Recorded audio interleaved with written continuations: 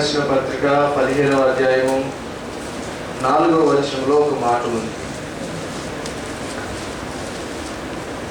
ఏలయనగా ఓర్పు వలనను లేఖనముల వలని ఆదరణ వలనను మనకు నిరీక్షణ కలుగుటకై పూర్వమందు రాయబడినవన్నీ మనకు బోధ కలుగు నిమిత్తము రాయబడి ఉండును. కాబట్టి ఈ మాటను బట్టి దేవుని లేఖనములన్నీ పరిశుద్ధాత్మ చేత ప్రేరేపించబడినవి, పరిశుద్ధాత్ముడే ఇచ్చినటువంటి లేఖనములు కనుక మనం నేర్చుకోవలసిన అంశాలు ఎన్నో ఉంటాయి. సమయం అదా, సందర్భం అదా కాదా అనేటువంటిది వేదాంతపరమైనటువంటి విశ్లేషణ, వేదాంతపరమైనటువంటి తర్కం. దానికి మనం బైబిల్ స్టడీ వంటి క్లాసుల్లో అయితే మనం ఎక్కువగా ధ్యానం చేయవచ్చు. కానీ ఇప్పుడు మనం ఒక ధ్యానం చేస్తున్న ఈ సమయంలో నేను కొద్ది నిమిషాలు ఈ లేఖనంలో మనం నేర్చుకోవలసినటువంటి, మనకు బోధ కలుగు నిమిత్తము, మనం నేర్చుకున్న నిమిత్తము దేవుని వాక్యములో నుండి మనకు కొన్ని విషయాలు, 3 విషయాలు నేను ధ్యానం చేస్తాను. పరమగీతములు 8వ అధ్యాయము 5వ వచనం చదువుకున్నాం. పరమగీతములు 8వ అధ్యాయము 5వ వచనం. తన ప్రియుని మీద ఆనుకొని అరణ్య మార్గమున వచ్చినది ఎవతే అతడు నీ తల్లికి నీ వలన ప్రసవ వేదన కలిగేను, నేను కన్న తల్లి ఇచ్చుటనే ప్రసవ వేదన పడేను. ప్రేమ మరణమంత బలవంతమైనది, ఈర్ష్య పాతాళమంత కఠోరమైనది, దాని జ్వాలలు అగ్ని జ్వాల సమములు, యెహోవా పుట్టించు జ్వాల. నీ హృదయము మీద నన్ను నామాక్షరముగా ఉంచుము, నీ భుజమునకు నామాక్షరముగా నన్ను ఉంచుము. దేవుని వాక్యంలో మనం చూస్తే మనము నేర్చుకోవలసినటువంటి ఒక ప్రాముఖ్యమైన అంశం ఇది. ఎన్నిసార్లు దీని గురించి మనం చర్చించుకున్నా, ఎన్నిసార్లు దీని గురించి మనం ప్రసంగాలు చేసుకున్నా, ఎప్పటికప్పుడే ఇది ఒక సవాల్. ఎప్పటికప్పుడే మన హృదయాలను పరిశీలించుకోవలసిన విషయం. దేవుని వాక్యం చదివిస్తుంది, నీ పూర్ణ హృదయముతో, నీ పూర్ణ ఆత్మతో, నీ పూర్ణ శక్తితో, నీ పూర్ణ బలముతో నీ దేవుడైన యెహోవాను నీవు ప్రేమించాలి. నాకెప్పుడు డౌటే నా మీద నాకు. నేను ఒక్కరోజైనా కనీసం ఉదయం నుండి సాయంత్రం వరకు నాకు ఇవ్వబడిన సమయంలో పడుకొని నిద్రపోయే ముందు సంతృప్తిగా నా ఆత్మీయ కనులతో ఆయన ముఖ దర్శనం చేస్తూ, చూశావా నేను నిన్ను ఎట్లా ప్రేమించాను అనగలనా, అనగలిగే విధంగా నేను ఆ దినమంతా జీవించానా అనేది నేను పరీక్షించుకుంటే నేను సిగ్గుపడుతూ ఉన్నాను. అలాంటి దినాలు అసలు లేవు.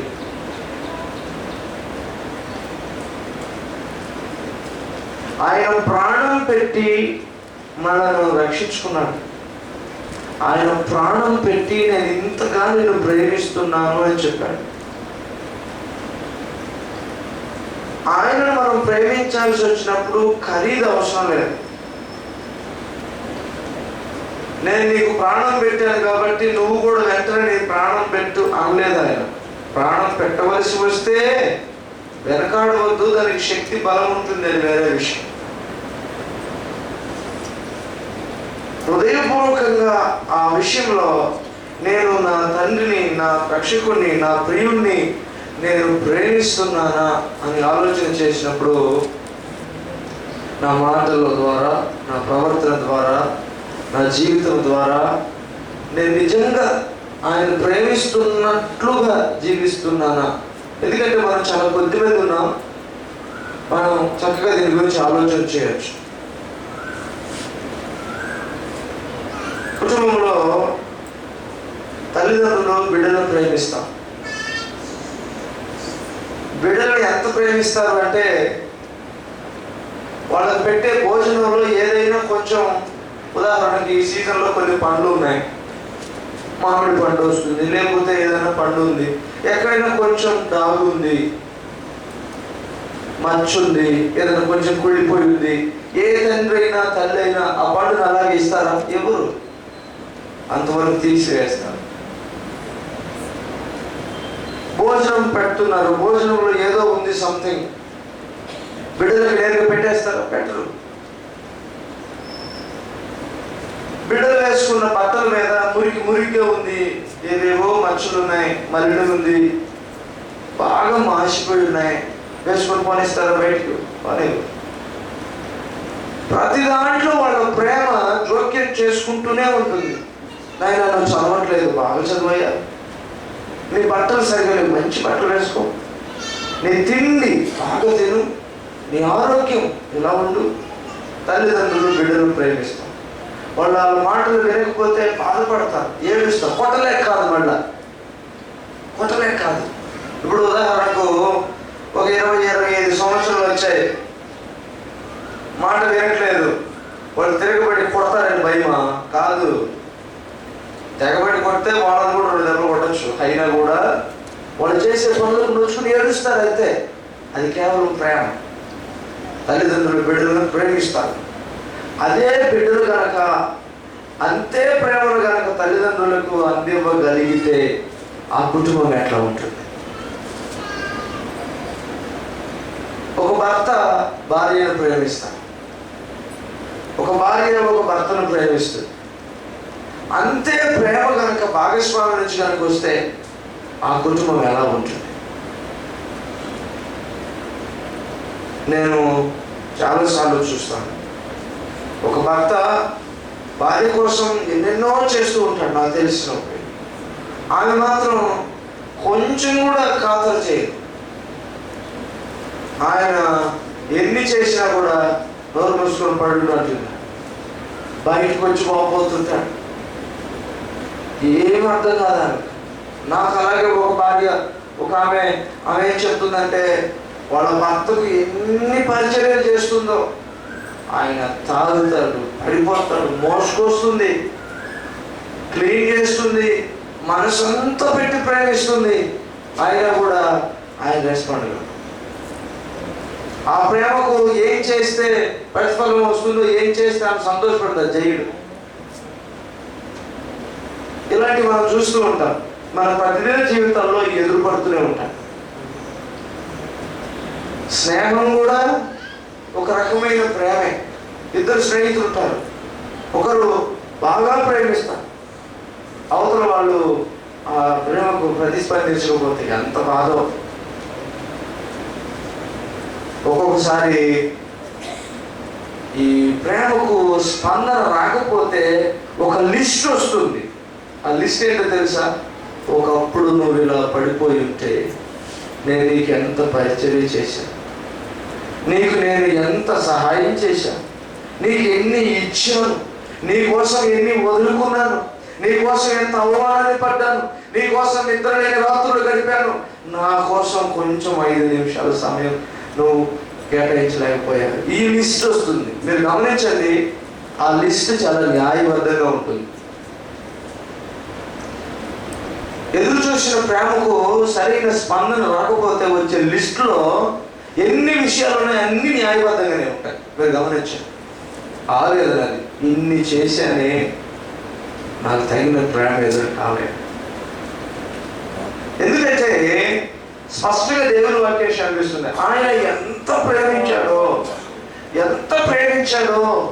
ఇంత అని చెప్పలేనంత ప్రేమతో ప్రేమించాడు. ఆయన ప్రతిరోజు ఆవేదన పడేది. అందుకే ప్రతిరోజు నూతన వాత్సల్యముతో, నూతనమైన ప్రేమతో, ప్రేమ పొంగిపోతూ ఆయన మనం చూస్తూ ఉంటాడు. మనం చూస్తున్నప్పుడల్లా ఆయన ప్రేమ పెరిగిపోతూ ఉంటుంది. 2 రోజులు మొన్న నాకు చాలా బాధేసి, ఎందుకంటే నేను ఎక్కడో ఉన్నాను, ఎవరో ఏడుస్తున్నాను, చిన్నపిల్లలు. నాకు అది మా పెద్దవాడు ఏడ్చినట్టు వినపడింది. వెంటనే అక్కడ పరిగెత్తుకుంటూ వెళ్ళాను. అక్కడ వాడు కాదు, ఎవరో ఏడ్చాను. అయ్యో మళ్ళీ వెనక్కి వచ్చాను. ఏదో వాడు కింద పడినట్లు ఏదో అవుతున్నట్టు అట్లా అనిపిస్తుంది మనసు అంతా. ఇంటికి వెళ్ళిపోయాడు. ప్రశాంతంగా పడుకొని నిద్రపోతున్నాడు. తన తీరు చూసుకొని ఒక ముద్దు పెట్టుకొని మళ్ళీ వచ్చేసి, అయినా కూడా మళ్ళీ మనసు లాగుతుంది. నాకు అర్థమైంది, ఇక దూరాలు పోలేను. ఎక్కడికైనా పోవాలి, ఏ రాష్ట్రమైనా పోవాలి, ఇక పోలేను. బంధం అల్లుకుంటుంది, బంధం పెరుగుతుంది, ఆప్యాయత పెరుగుతుంది, మనస్సు నిండుకొని పోతున్నారు. పిల్లలు నేను వస్తున్నప్పుడు ముగ్గురు వచ్చారు. ముగ్గురు చుట్టూ అల్లుకున్నాను. నా చిన్న కొడుకు అయితే మాటలు ఏం రాలేదు, ఇంకా రేయ్ అంటున్నాడు. ఇంటికి అనగానే రేయ్ అంటాడు. ఇంకంతే వాడికి వచ్చింది. అన్ని గుర్తొచ్చినప్పుడల్లా ఒక గంటే దూరం ఉండలేం అనిపిస్తుంది, ఒక రోజే దూరం ఉండలేం అనిపిస్తుంది. ఎందుకు చెప్తానంటే ఆ ప్రేమలో స్వచ్ఛత ఉండాలి, ఆ ప్రేమలో నిండుదనం ఉండాలి, ఆ ప్రేమలో ఒక రకమైన పరిపూర్ణత లక్షణాలు కనిపించాలి అని కోరుకుంటాడు యేసయ్య. ఆయన చూపించాడు, తన ప్రేమ ఏమిటో చూపించాడు. మొన్న మనం ధ్యానం చేశాం. ఎంత ప్రేమ చూపించాడంటే ప్రాణాన్ని తృణప్రాయంగా విడిచిపెట్టేశాడు. ఈ ప్రాణాన్ని నీ కొరకు నేను సంతోషంగా ఇస్తానన్న. ఈ దినాల్లో, ముఖ్యంగా ఈ దినాల్లో, ఈ 21st సెంచరీలో ప్రేమకు అర్థాలు చాలా ఉన్నాయి.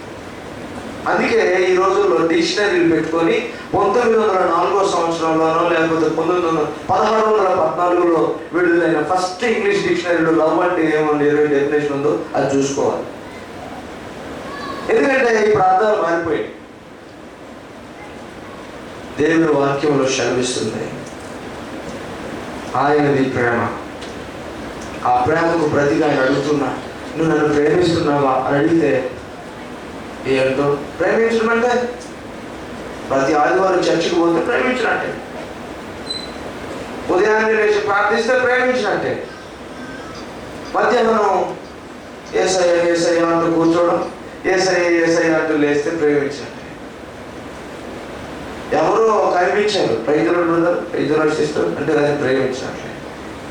సాయంత్రం ఎలాగో పడుకునే ముందు నిద్ర రాదు, చాలా చాలా యేసయ్య ఎందుకయ్యా అని ఒక మాట నోడతాను, ప్రేమించాడు. ఇది కాదండి ప్రేమ. మన హృదయం మీద ఆయన ధ్యానం నామాక్షరంగా ఉండిపోవాలంట. ఆలోచన లోపల ఆయన ఉండిపోవాలి. నాకదే నా మీద నాకే కోపం ఏంటంటే, నన్ను నేను ప్రశ్నించుకునే ఒక దీర్ఘమైన తీవ్రమైన ప్రశ్న ఏంటంటే, విశ్వాసఘాతకుడా, కృతజ్ఞత లేనివాడా, నిన్ను ఇంత ప్రేమించాడే, నువ్వు ప్రేమిస్తున్నావా? నీ ప్రేమ పరిపూర్ణమైందేనా? నీ కోపం పోలా, నీ ఆశ పోలా, నీ స్వార్థం పోలేదు, నీ యొక్క ప్రయోజనాల మీద దృష్టి పోలేదు, నీ విషయాల కోసం నువ్వు సమయం ఎంత ఎక్కువగా కేటాయిస్తున్నావో అంతగా నీ ప్రభు కోసం కేటాయించట్లేదు. ఏంటో నీ మీద నీ దృష్టి కంటే దేవుని మీద దృష్టి ఎక్కువ లేదు. ఎంత కృతజ్ఞత లేకపోవడం, ఎంత కృతజ్ఞత, ఎంత విశ్వాసఘాతుకత. ఎప్పటికీ రుణస్తుడే. నా మీద నాకే కొన్నిసార్లు కోపం. నీ ప్రభువుని నీ హృదయపూర్వకంగా ప్రేమిస్తే ఆయన ఎదుటి కన్నులు ఎత్తుకొని ఆయన కళ్ళల్లో పెట్టి చూచి, అయ్యా నీకు తెలుసు కదా నేను ఎంతో ప్రేమిస్తున్నాను అని చెప్పగలమా? ప్రియ సహోదరి సహోదరుడా, మనం చెప్పచ్చు. 100 మంది మధ్యలో నిలబడి యేసయ్య నేను ప్రేమిస్తున్నాను, యేసయ్య కోసం ప్రాణమైన ఇస్తా నేను చెప్పచ్చు. కానీ యేసయ్య ఎదురుగా నిలబడి, యేసయ్య ఇప్పుడు మనల్ని చూస్తూ ఉండగా యేసయ్యను పట్టుకొని, అయ్యా నేను నిన్ను ప్రేమిస్తున్నాను నీకు తెలుసు కదా అని అనగలమా? మన హృదయానికే తెలుసు. ఈ పరమగీతాల్లో షూలమితి, సొలొమోను వారిద్దరి మధ్య ఉన్న ప్రేమను ప్రభు మన ముందు ఉంచాడు. ఎంత ఆదర్శప్రాయమైన ప్రేమ, ఆ ప్రేమలో ఎంత తీవ్రత ఉందో మన ముందు పెట్టి అడుగుతూ ఉన్నాడు. ఒక ప్రియుడు, ఒక ప్రియురాలి యొక్క ప్రేమను మన మధ్య పెట్టి అడుగుతున్నాడు.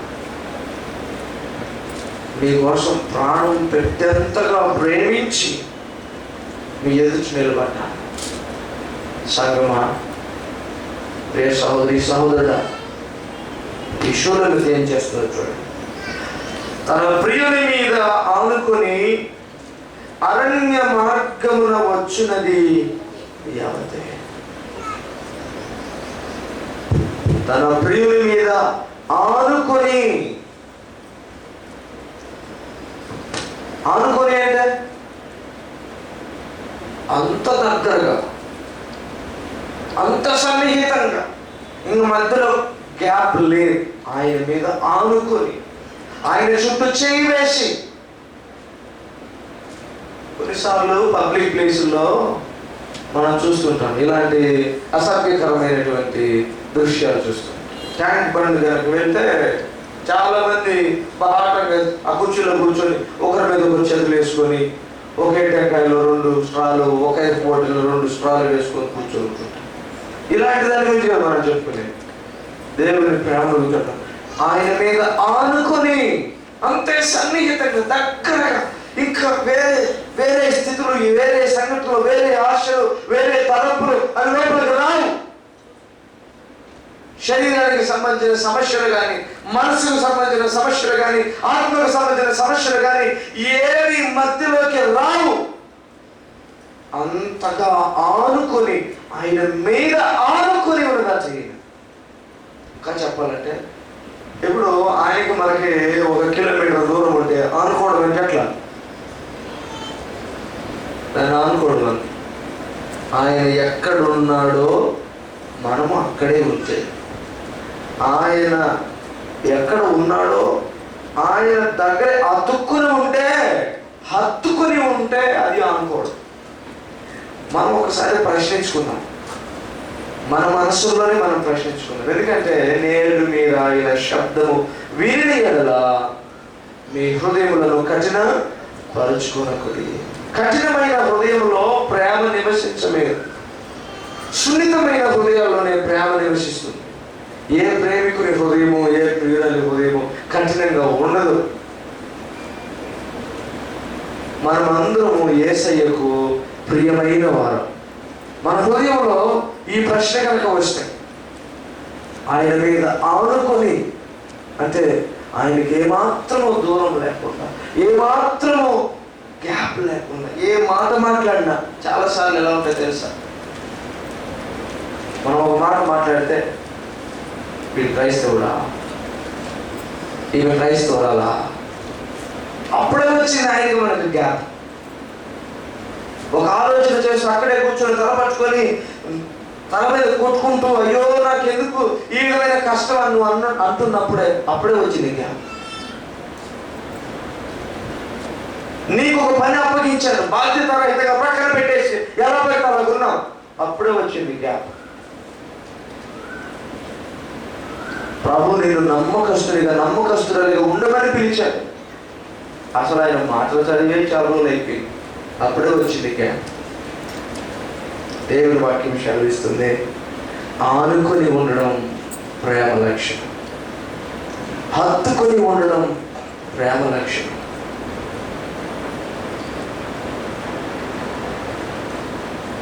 నేను మొన్న ఒక భార్య భర్తల ఆవేదన వింటున్నాను. మా పెళ్ళయి 30 ఏళ్ళు అయినాయా, ముసలోళ్ళు అయిపోయాయి. ఒక్క రోజన్నా వీడి తాడుదేగా ఒక్క రోజన్నా నాతో బాగున్న పాపం అని చెప్తున్నా. నేను నవ్వుతున్నాను, ఆయన కూడా నవ్వుతున్నాడు, పోయ్ అన్నట్టు చూస్తున్నాడు. ఒక్క రోజన్నా పేరు పెట్టి పిలిచి మంచిగా అందరి ముందు ప్రేమగా ఉన్న రోజు ఒక్క రోజన్నా ఉందా? నేను నిజంగా ఆశ్చర్యపోయింది. ఎక్కడంటే ఆమె చెప్తుంది 30 ఏళ్ళు అయింది మా పెళ్ళి అయ్యేది. మళ్ళీ ఈ 30 ఏళ్ళ నుంచి ఆ ప్రేమ కోసం ఎంత ఆరాటపడిందో ఆమె.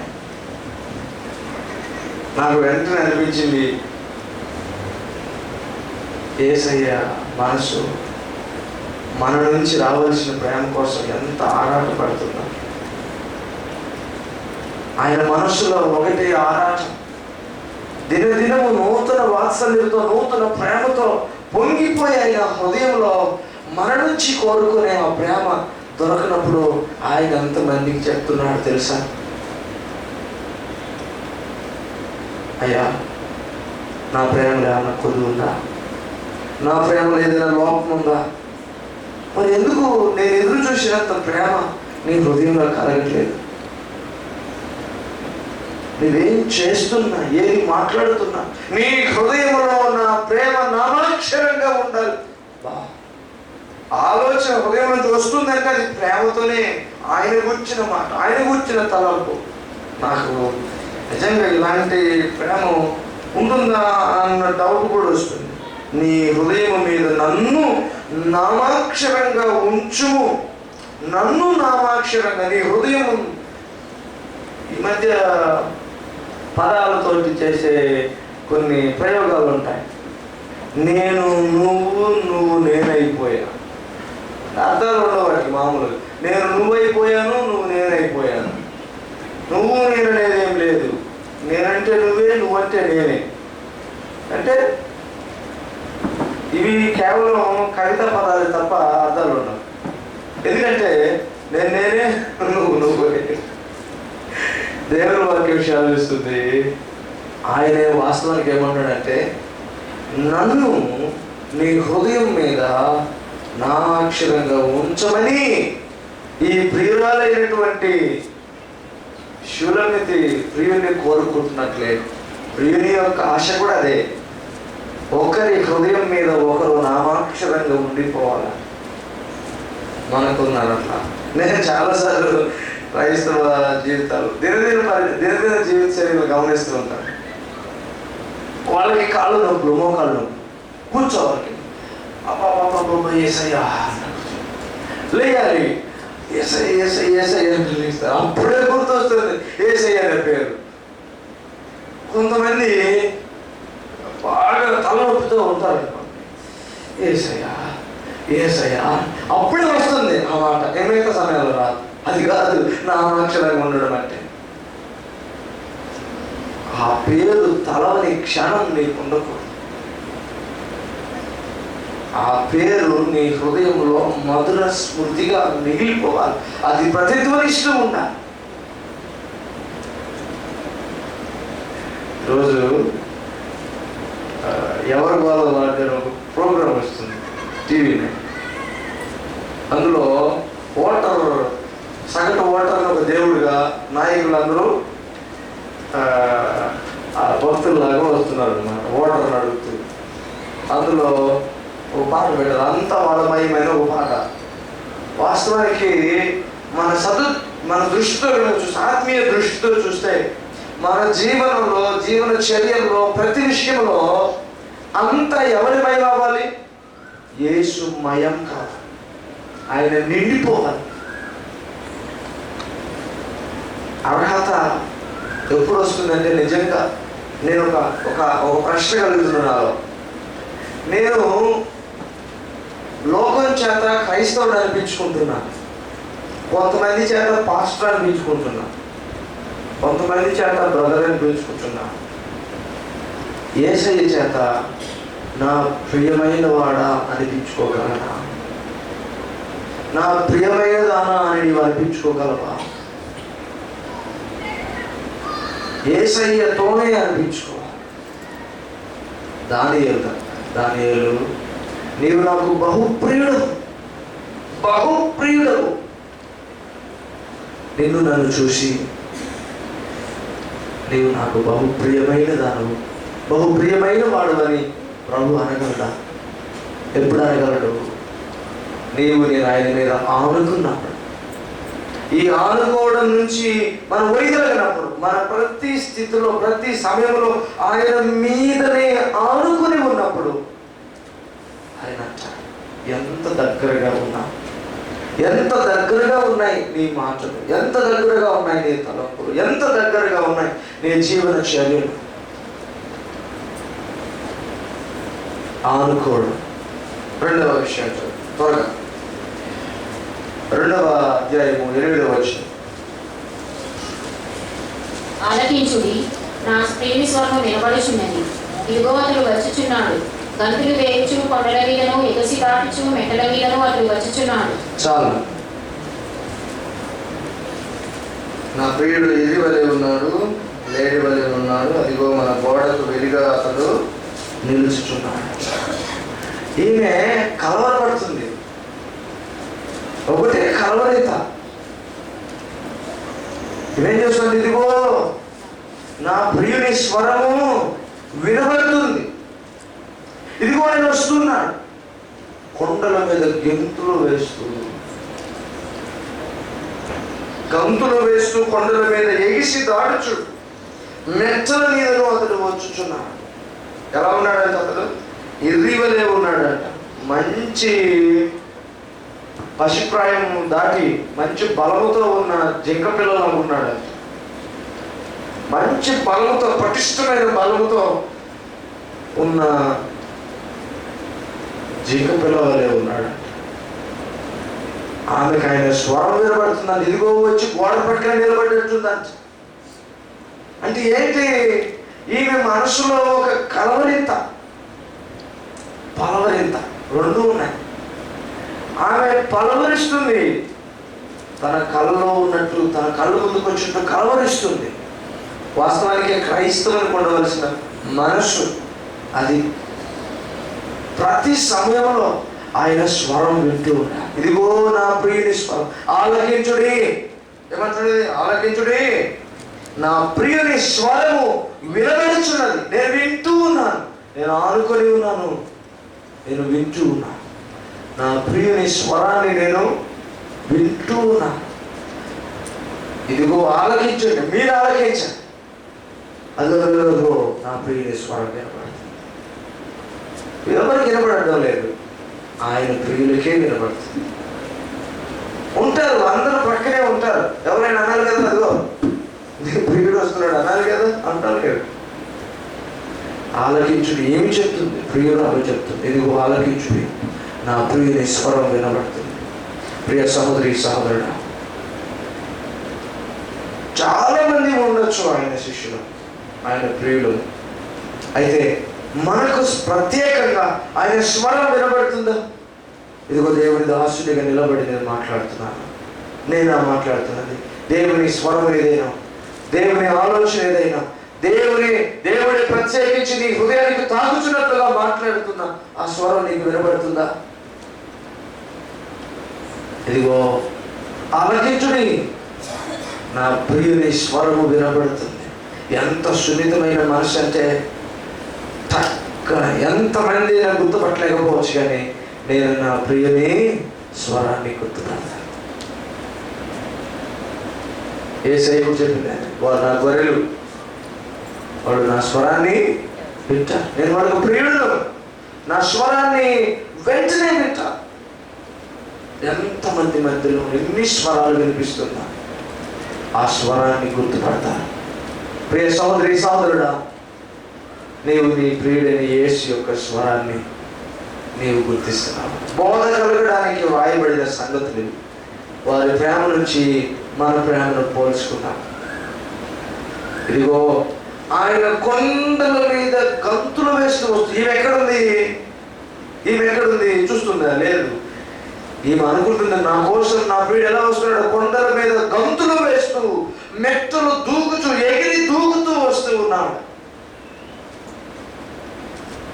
ఎక్స్పెక్టేషన్. మన యేసయ్య గురించి నిజంగా మన కోసం ఆయన కూడా అట్లాగే వస్తాడు. మనమే చాలాసార్లు అలా తెలుసా, మనం ఏదైనా కష్టం బాధలో ఉంటే ఎన్నాళ్ళు చూస్తావయ్యా, ఎన్నాళ్ళు పట్టించుకోవయ్యా, ఎన్నాళ్ళు దూరంగా ఉంటావు, ఎన్నాళ్ళు గమనించు, ఎన్నాళ్ళు వినకుండా ఉంటావు. ఏమంటుంది? లేదు, నా ప్రియుని స్వరాన్ని నేను వింటూ ఉన్నాను. ఆయన ఏం చేస్తున్నాడంటే కొండల మీద గంతులు వేస్తూ మెట్టల మీద ఎగిసి దూకుతూ వస్తూ ఉన్నాడు, పరిగెత్తుకుంటూ వస్తూ ఉన్నాడు. ఇదిగో వచ్చేసాడు, గోడ ప్రక్కనే ఉన్నట్టుంది. నాకు ఇది ప్రేమ, బలవరింత. ప్రేమలో ఉండే ఆ అందమైన భావం. యేసును ప్రేమిస్తే ఆయన స్వరాన్ని వినే మనస్సు, ఆయన నీ కోసం ఒడివడిగా వస్తున్నాడు అన్నటువంటి ఆ మనస్సు, ఆ గ్రహింపు. ఇదిగో ఆయన వచ్చి ఏమన్నాడు? అదిగో మన గోడకు వెలిగా అతడు నిలుచున్నాడు. గోడకు అవతల వైపు నిలుచున్న సంగతి యువతలో ఉన్న ఏమికేం తెలుసు. అంతే, ఆయన వచ్చేసాడు. ఆయన ఎక్కడో కొన్నిసార్లు మనం చూస్తుంటాం కదా, కొన్ని సంఘటనలు, కొన్ని యాడ్స్ టీవీలో అలా చూస్తున్నప్పుడు, నువ్వు ఇక్కడే ఉన్నావు, ఎక్కడ ఉన్నావు, నాకు తెలుస్తుంది అంటున్నాడు. అట్లా అంటారు. అట్లా మనసు నిండుగా ఉన్న ప్రేమను బట్టి అదిగో ఆయన మనకు వాడికి వెలిగా ఉన్నాడు, అవతల పడుకున్నాడు. ఏమికేం తెలుసో ఆమె హృదయం చెప్తుంది, ఇక్కడ ఎక్కడో ఉన్నాడు, నా చుట్టే ఉన్నాడు, నా ప్రక్కనే ఉన్నాడు, నా దగ్గరే ఉన్నాడు, నాలోనే ఉన్నాడు, దూరంగా లేడు. పరిగెత్తుకుంటూ వచ్చాడు ఆయన. నాకు తెలుసు, నా కోసం కొండల మీద గుర్తుల మీద పరిగెత్తుకుంటూ మెట్టల మీద ఎగిరి దూకుతూ పరిగెత్తుకుంటూ వచ్చాడు. ఎలా వచ్చాడు తెలుసా? ప్రియమైన ఎర్రివలే ఉన్నాడు. ఆ దుప్పి పిల్లలాగా, జింక పిల్లలాగా, మంచి వయసులో ఉన్న ఆ దుప్పి పిల్లలాగా, బలంతో గంతులు వేస్తూ వస్తున్న దుప్పి జింక పిల్లలాగా ఎగురుకుంటూ వచ్చాడు. ఆలస్యించాడు. నా యేసయ్య నా చుట్టే ఉంటాడు, నా యేసయ్య నా కోసమే పరిగెత్తుకుంటూ వస్తాడు, నా యేసయ్య స్వరాన్ని నేను వింటున్నాను అనగలవా ప్రియ సహోదరి సహోదరుడు? ఆనుకుని ఉండడము, ఆయన స్వరాన్ని వినడము, ఆయన నీ చుట్టే ఉన్నాడని గ్రహించడము నీవు ఆయన ప్రేమిస్తున్నావు అనడానికి రుజువులు. చివరి విషయాన్ని చెప్పుకొని మనం ముగించుకున్నాం. 8వ అధ్యాయము 14వ వచనం. నా ప్రియుడా త్వరపడుము, లఘువైన ఇరివలే ఉండుము, గంధవర్గ వృక్ష పర్వతముల మీద గంతులు వేయి లేడి పిల్లవలే ఉండుము.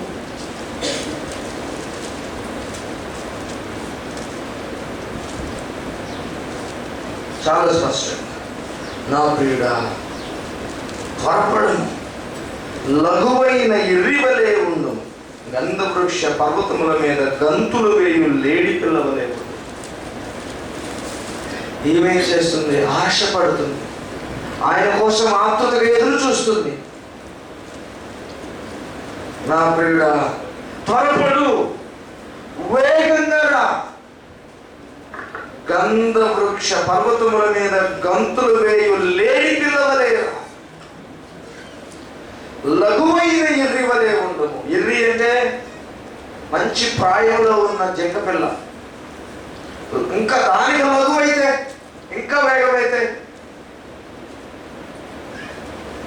కదా. మామూలుగా మంచి ప్రాయంలో ఉన్నటువంటి జింక పిల్ల బాగా పరిగెత్తుంది వేగంగా. అది ఇంకా వేగంగా పరిగెత్తే అంటుంది, నా ప్రియుడా త్వరపడము, లఘువైన ఎర్రివలే ఉండుము, గంధవృక్ష పర్వతముల మీద గంతులు వేయు లేడి పిల్లవలే ఉండుము. నేను ఎదురు చూస్తున్నాను, ఆశపడి ఎదురు చూస్తున్నాను. నా ధ్యాస అంతా నువ్వే, నా మనసంతా నువ్వే, నా ఆలోచనలన్నీ నువ్వే అంటున్నది ఈ ప్రేమ. నిజంగా మనం కనుక యేసయ్యను ప్రేమిస్తుంటే ఇలాంటి ప్రేమతో మనం ప్రేమిస్తున్నాము. ఆయన మీద ఆనుకుని, ఆయన స్వరాన్ని వింటూ, ఆయన చుట్టూ ఉన్నాడు అన్నటువంటి భావాన్ని ఆస్వాదిస్తూ అనుభవిస్తూ, ఇదిగో ఆయన కోసం ఎదురు చూస్తూ, ఆయన కోసం నిరీక్షిస్తూ, ఆయన ఆకాంక్షిస్తూ, ఆయన కోసమే ఒక రకమైనటువంటి ఏదో పెద్దలు సామెత చెప్తారు, కళ్ళల్లో ఏంటి, కళ్ళల్లో ఒత్తులు వేసుకొని ఎదురు చూస్తారు. ఎదురు చూడ నిజంగా యేసును మనం ప్రేమించవలసిన విధి విధానం. ప్రియ సహోదరి సహోదరుడా, మన ప్రియుని కోసం, మన ప్రియుని యొక్క ఆ రాక కోసం మనం ఎదురు చూడడంలోనే మన ప్రేమ ఉంది. ఆయన మీద మనం ఆనుకుని జీవిస్తున్నామా? ఆయన స్వరాన్ని వింటున్నామా? ఆయన మన కొరకు వేగంగా వస్తున్నాడని గ్రహిస్తున్నామా? మన చుట్టూ ఉన్నాడన్న విషయాన్ని అనుభవిస్తున్నామా? అలాగే ఆయన కోసం మనం వేగంగా రమ్మని ఎదురు చూస్తున్నామా? ఆయన చుట్టే మన తలంపులు అల్లుకొని చేసుకుంటున్నామా? మనల్ని నేను పరీక్షించుకోవాలి, మనల్ని మనం పరీక్షించుకోవాలి.